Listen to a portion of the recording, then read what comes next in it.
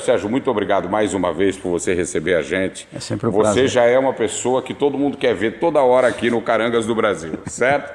Nós estamos mostrando aqui uma das garagens que o Sérgio tem aqui no centro de São Paulo e que mantém uma coleção de carros sensacional. Mas o Sérgio não é um colecionador, o Sérgio é, como ele diz mesmo, um preservador do carro, um preservador da história. E isso é muito legal, a gente tem uma pessoa como você, Sérgio, que preserva, que conserva a história do automóvel no Brasil, viu? Obrigado, é sempre um prazer receber vocês e os amigos que gostam de ver carro antigo também, né? Principalmente Corcel, né? Vamos começar por esse lado aqui. Aqui nós temos um Gordini. Que ano que é esse Gordini? Olha, esse Gordini é 1963. Veio assim da fábrica, né? Ele é muito bem conservado, né? Um carro muito íntegro, né? Muito bonito. E você vê que ele tem uma cor que se chamava, na época, Bordeaux, né? Uma cor francesa, que o carro Gordini tem origem francesa, né? E o estofamento branco, um creme branco, ele é muito bonito, né? Delicado. O Gordini tem umas peculiaridades, ele tem buzina de cidade e estrada. Ele tem um... O step que fica embaixo na frente, que você tem pode mostrar. Que você tem que tirar, né? Foi um carro muito interessante. Que a Willys começou fazendo primeiramente o Dauphine, né? Que era um motor menor de 36 HP com 3 marchas apenas, né? Aí esse engenheiro francês, que era italiano, dedicado na França, o Amadeo Gordini, ele aperfeiçoou, ele era um piloto de prova também, preparava carros de corrida. Ele preparou para a Renault os motores e aperfeiçoou o câmbio também, colocando um câmbio de 4 marchas, né? Então, a partir aqui de 63... Esse já tem 4 marchas, né? Já tem todos os Gordini já tem 4 marchas. Tem 4 marchas, né? Bom, vamos caminhando aqui. Essa Pampa aqui, eu tenho um pouco de dó desse carro aqui, porque esse carro andou muito. Quantos quilômetros andou? Essa Pampa não está rodada. É 0 quilômetro? É 0 quilômetro, essa está guardada aí. É 0 quilômetro, Luiz, aproxima aqui, ó, só para você ver que tem o plástico no banco. Olha lá, ó, tem o plástico no banco. Que ano que é essa Pampa? Ela é 1992, modelo 93. 93. Quer dizer, é uma Pampa S, já com a fusão da Volks com a Ford, a Auto Latina, essa tem motor 1.8, que é o mesmo motor do Santana, dos Gols, aquele motor 1.8 famoso da Volks, a Alco, né? Aqui nós temos um Del Rey, que também andou pouco. Ele está com 7 mil quilômetros, ele está. Já está velho. Esse aqui. Vem para cá, Sérgio, fica comigo aqui, ó, fica pertinho aqui de mim, para a gente ir mostrando os carros também. Olha agora, aqui, o bonito é destacar que a Ford sempre foi caprichosa, sempre, né? E o Del Rey, ela parou de fazer o Galaxy, né? O Landau, os últimos, em 83. E ela, para não ficar nesse segmento sem nenhum carro de luxo, porque a Chevrolet fez o Opala Diplomata, que era um carro de luxo, ela pegou a linha Corcel, que era uma linha confiável, né? Aperfeiçoou fazendo o Del Rey e lançou esse modelo de luxo. Então o Del Rey sempre primou por um acabamento muito bonito, né? Você vê que ele tem um veludo aí cinza azulado, né? Não é nem cinza nem azul, ele é muito bonito, combina com a cor dele, essa cor metálica. Carro, né? Fez essa grade também saliente da cor do carro. É um acabamento. A Ford, né, fazia uns carros muito bonitos, né? Nessa época a Ford era campeã em acabamento, em detalhes, né? Isso é verdade. Os carros muito bonitos da Ford. Agora, vamos pular para uma linha italiana aqui. Meu pai que gosta dos Fiat, né? Eu gosto também, mas meu pai é apaixonado. Esse aqui já é o 147, a segunda versão já, né? A segunda versão. Esse é 1981. Então já tem como o povo chama a frente baixa, né? Frente Europa, que chama. Quando a Fiat lançou, já tinha lançado esse aqui não, o carinha chata, né? Esses são os primeiros, né? O 147 mesmo. Esse é um GL, porque ele tem o Fiat aqui no canto, os desenhos na grade, os bancos com encosto de cabeça, o pano nas portas, é um carro com acabamento melhor. Ele tem até uma luzinha marcadora na gasolina, quando está faltando 5 litros para acabar, ela acende. O GL tem são detalhezinhos, né? Interessante. O 147 tem uma coisa interessante, um detalhe interessante, Sérgio, porque trouxe para as ruas do Brasil aquele carrinho que a gente via na Europa. Né, nos filmes, né, aquele carrinho, porque a Europa, por ter ruas até um pouco menores e tal, o Topolino, o Fiat 500, o Topolino, né, o Fiat... Agora, Ivo, nós temos que também, eu que gosto de Corcel, nós temos que dar a mão palmatória à evolução da Fiat, né? Porque foi o primeiro carro nacional que trouxe motor dianteiro e tração dianteira. Exatamente. Associada também ao ventilador eletromagnético, quer dizer, esse carro tinha uma mecânica, a própria propaganda dizia 20% área mecânica e 80% área de lazer, né? E se você pegar, por exemplo, nos testes da revista 4 Rodas da época de 79, 80, 81, testando comparativamente o Fiat e a Brasília, que tinha um motor 1600, o Fiat andava mais que o motor 1600, ele é 1050, gastava menos e era até mais espaçoso, quer dizer, por questão do porta-mala e tudo. Então, realmente, o Fiat foi um carro assim que trouxe inovações. Olha, a Volkswagen só colocou o motor transverso num carro dela em 2008 no Gol. Esse projeto é de 1971 na Itália e lançou aqui no finzinho de 76.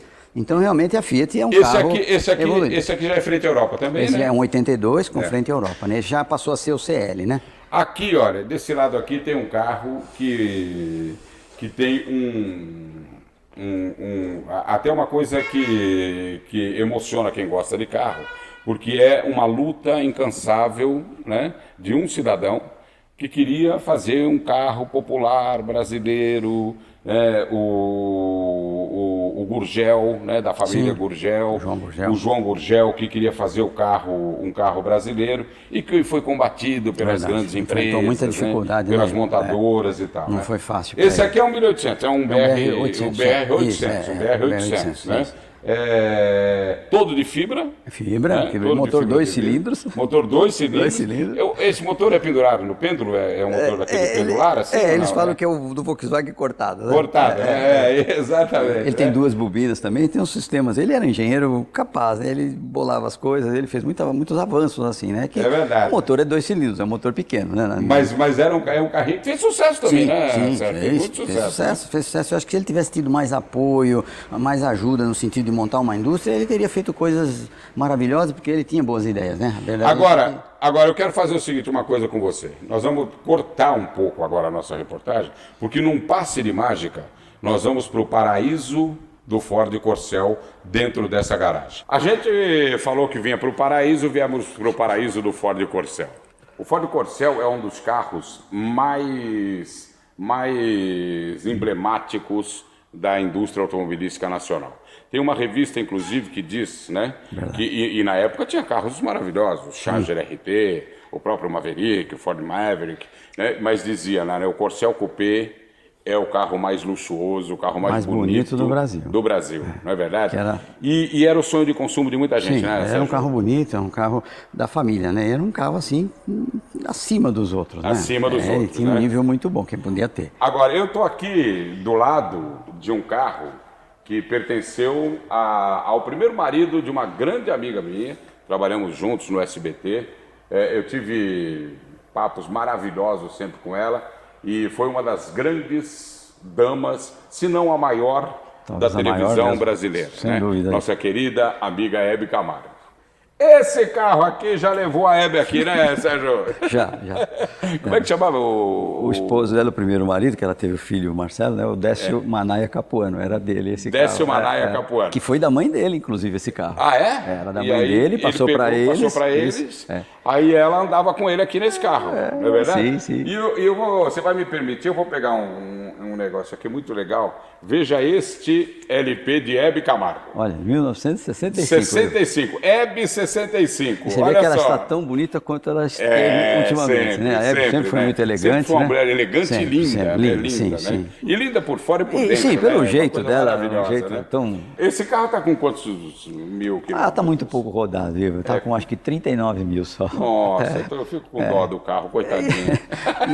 E ele era muito cuidadoso, muito caprichoso na manutenção, né? E outra coisa que tem, né, Sérgio? Esse vermelho era, assim, a paixão de quem... Da época, né? Sim.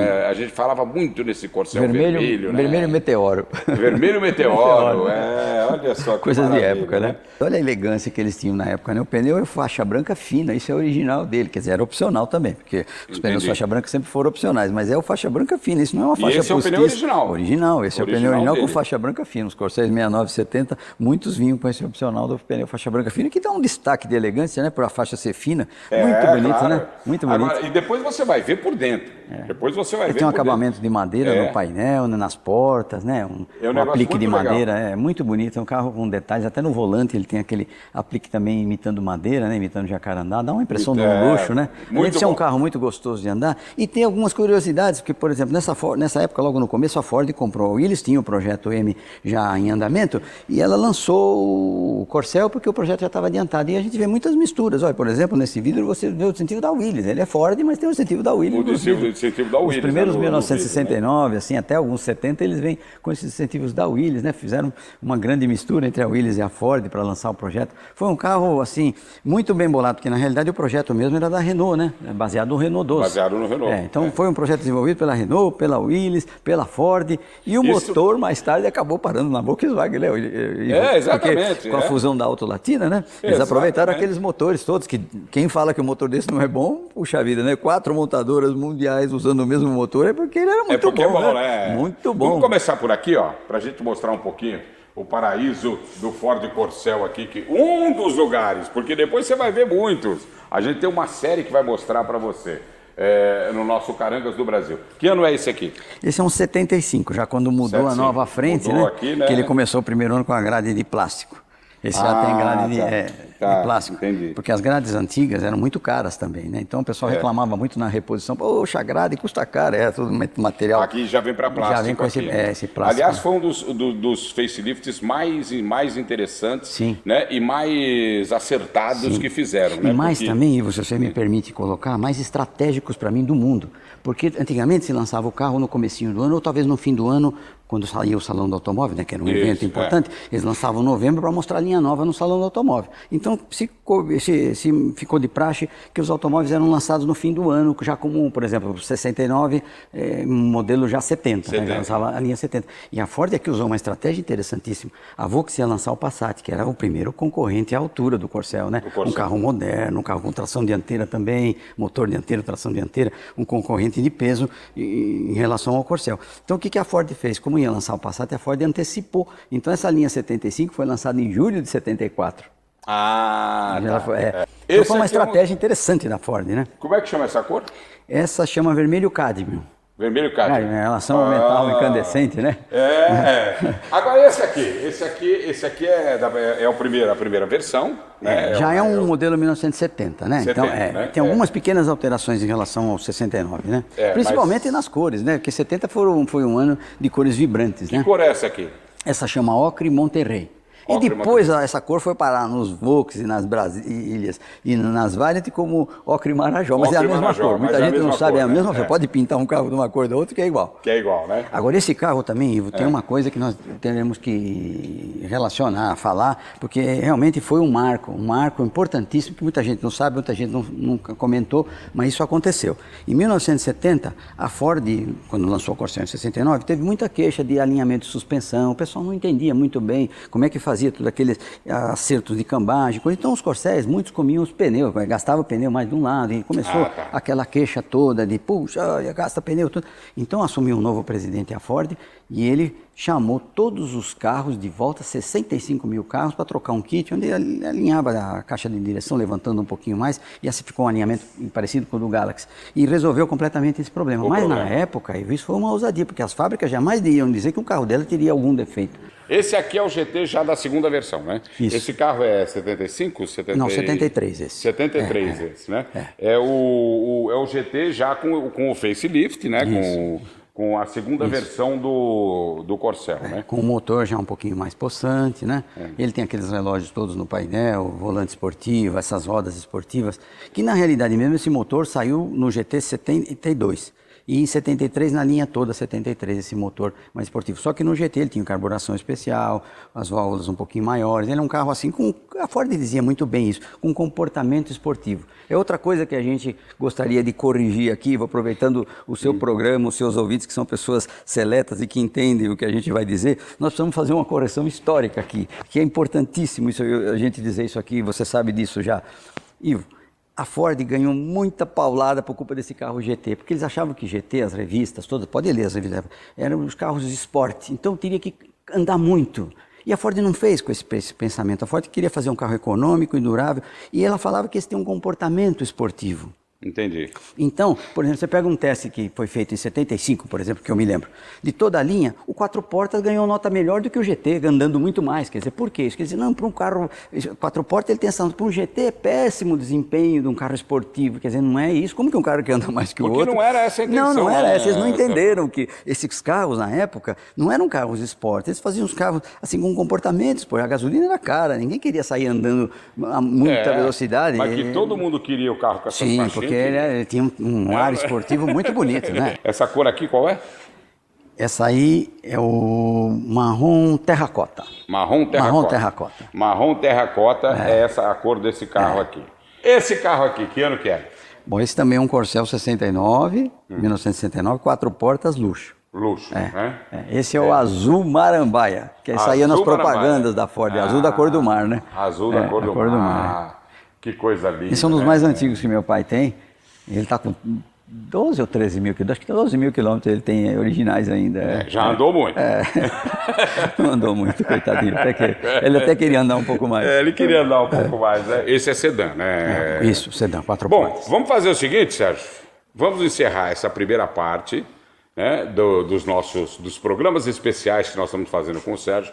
E o Sérgio é uma pessoa muito importante para a história do automóvel nacional, porque ele preserva principalmente o Corcel. Ele preserva outros carros que você vai conhecer também, porque a gente vai mostrar todas as garagens do Sérgio. Mas ele preserva todos outros carros, mas principalmente esse aqui, que era um carro que a gente amava, né? A gente gostava demais desse carro, né? Nas décadas de 60, de 1960 e 1970. A gente vai voltar com mais programas e mostrando um outro pedaço desse paraíso, que é o paraíso do Ford Corcel.